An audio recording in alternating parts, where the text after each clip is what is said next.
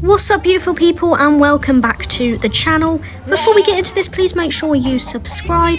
If you're new here, my name is Izzy and I'm a journalist, and I make videos here on YouTube where I visit different animal shelters. I speak to them about the work they do, but also raising awareness on different topics and issues, and speaking about the challenges that they face day to day. I also speak to different charities and organisations about how they help animals change people's lives. This can be from hearing dogs to guide dogs to animal assisted therapy. So without further ado, I hope you enjoy this, and let's find out where we are off to today. So today we're off to Footprints Animal Sanctuary in Crewe.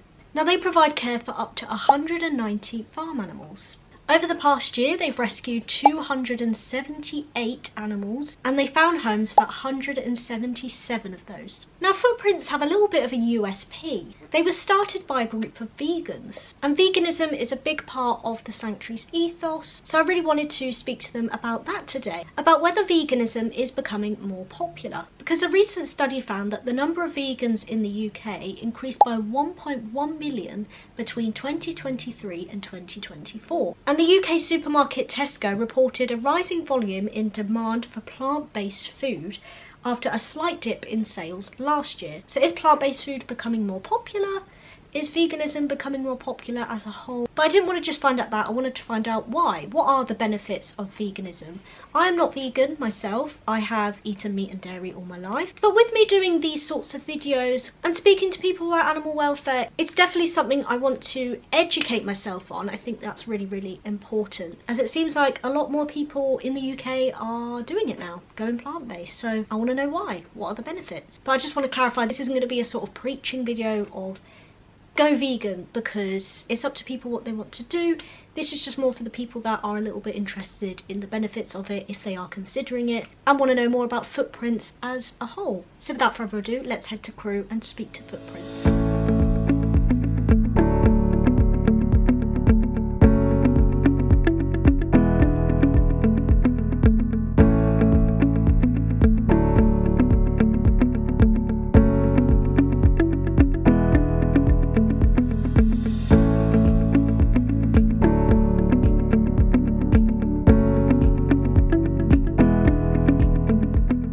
So I'm here at Footprints Animal Sanctuary, and I'm really looking forward to speaking to the team and finding out a little bit more about the work they do.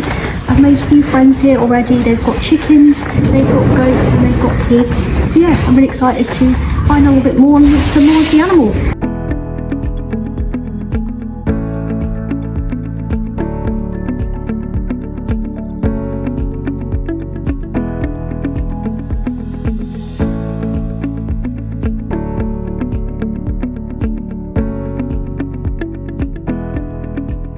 Tell me all about Footprints Animal Sanctuary. Where did it all start?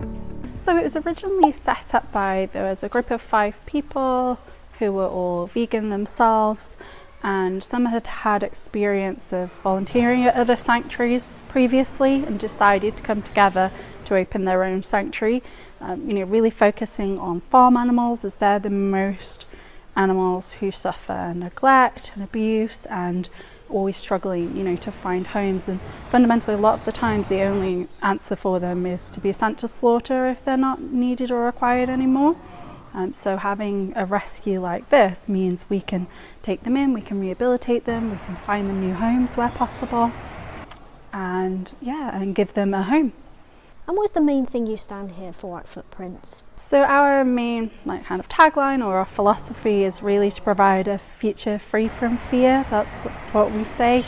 We're looking to provide animals with homes, rehabilitate them, and rehome wherever possible. So because the sanctuary originated from vegans who started it, and it's big on veganism, could you just tell me a little bit more about that and sort of educate me in a sense of why veganism is important when it comes to animal welfare?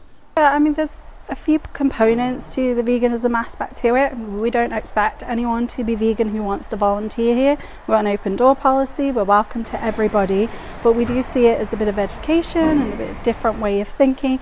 And for me personally, veganism is a way to promote animal welfare, to be the voice for the animals because they don't have their own voice. And also, once I became vegan myself and started looking into more about animal practices, animal husbandry, and the agricultural society in general, it opened quite a few stories that I didn't know about. I didn't realize the way animals were treated. Basically all animals are babies when they're sent to slaughter. They don't really have a long lease of life. I know there's lots of people who love animals, but I think there's a real disconnect between the animals and the food on their plate. So for us, it's about sharing their stories, their journeys, and opening up that avenue where you can truly connect with them and see that a pig is very similar to a dog, as is a cow or a sheep. They all are sentient beings. They have emotions, they have friendships, just like other animals, and it's really about bridging that gap. If someone like myself is watching this and they've eaten meat and dairy all their life and they're thinking of going vegan or vegetarian, what would you say the best place for them to start is? Where do they start? Because sometimes that can be a little bit tricky to navigate, and some people might sort of not really want to do it because they think it might be too difficult.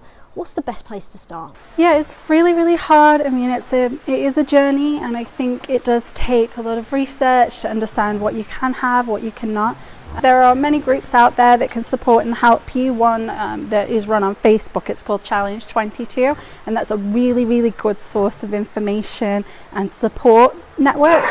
And basically what it does is you sign up for 22 days and you commit to 22 days of veganism, and then there's a wealth of information on there with people who you can ask questions to, nutritionalists that you can get advice from, recipes, like supermarket guides, everything. And they have a group of volunteers who are focused by regions so that you can get support depending on where you live, because it's global.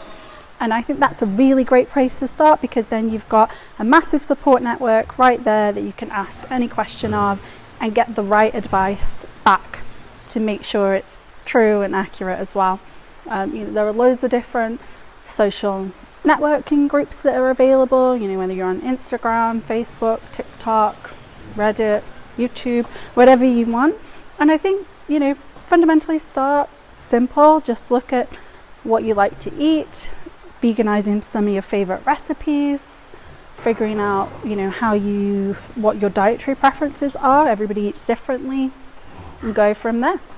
A big issue that a lot of animal sanctuaries have spoken to me about is the cost of living, such as rising vet bills and the rise in demand for animals being brought into their shelters because people can't afford to look after them.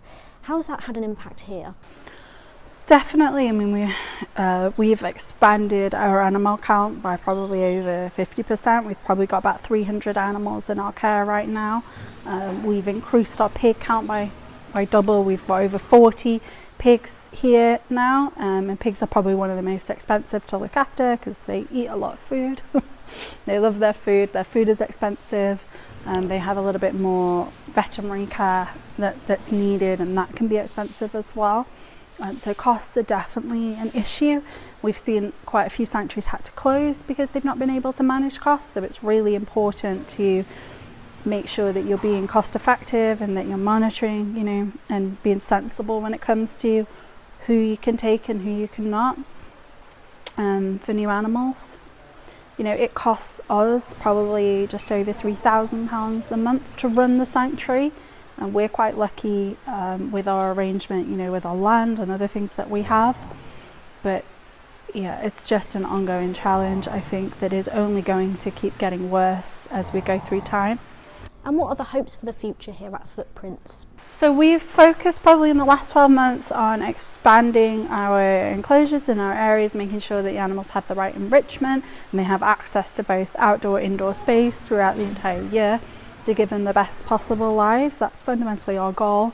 We don't just want them to be alive, we want them to have the best lives that they can possibly have. In terms of what we're looking for is to just be able to keep on funding ourselves. We're run purely on donations. We're run by volunteers. We all work full time, so we're balancing this with full-time jobs as well. So making sure that we have the right volunteers that can come and help us out. We're getting the donations that we need, and that our animals are happy and healthy and looked after.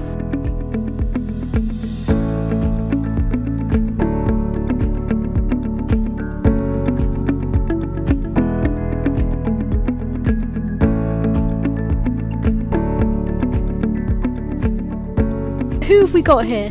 So this is Wilbur. Here we've got Freddie and Mike.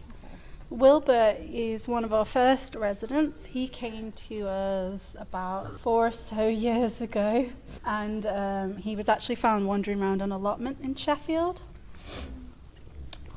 We don't know whether he just escaped or was released or just dumped, but him and Petunia and Hyacinth, we're just wandering around allotments in Sheffield. Pigs like to root, which means, they dig up plants and other things. It doesn't really go down well in an allotment. So the police were called, and we were contacted to rescue them.